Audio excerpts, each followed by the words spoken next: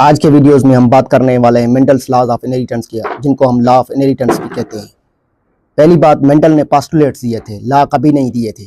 Mendel's के सारे postulates को लॉ में कन्वर्ट करने का काम कार्ल कोरेंट्ज ने किया था। 3 साइंटिस्ट थे जिन्होंने मेंडल के वर्क को रीडिस्कवर किया था। First one is Carl Correns, second one is Erich von Tschermak and third one is Hugo de Vries. Mendel के सारे पास्टुलेट्स को लॉ में कन्वर्ट किया कार्ल कोरेंट्ज ने।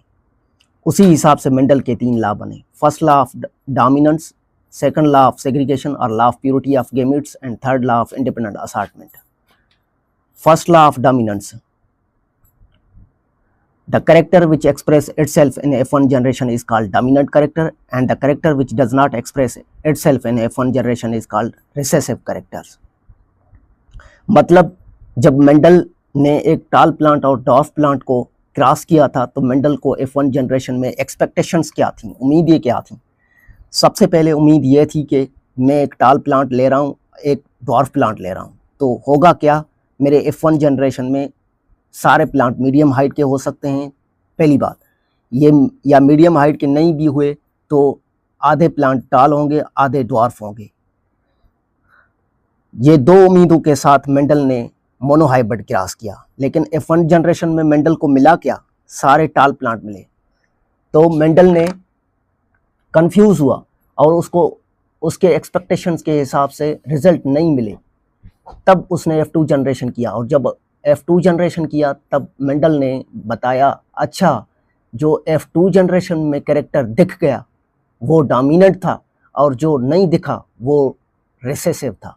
This is called law of dominance. Law of dominance can be explained bye monohybrid cross.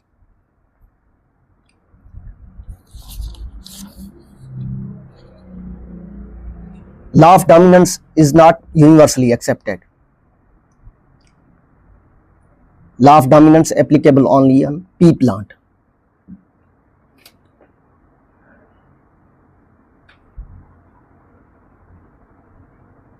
Law of dominance का factor सही है सिर्फ पी प्लांट तक। अगर हम डायबिटीज की बात करें तो इस दुनिया में 2 ही टाइप के लोग होने चाहिए थे। एक वो जिनको बहुत भयंकर बुरी तरह डायबिटीज है, वो डोमिनेंट, जिनको नहीं है वो रिसेसिव। ऐसा तो नहीं है, हमें शेड्स दिखने को मिलते हैं, हमें ग्रेड्स दिखने को मिलते हैं।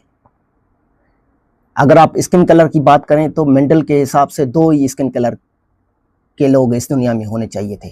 एक जो पूरी तरह से डार्क होंगे और एक जो पूरी तरह से फेयर होंगे। लॉ ऑफ डोमिनेंस सही है कुछ हद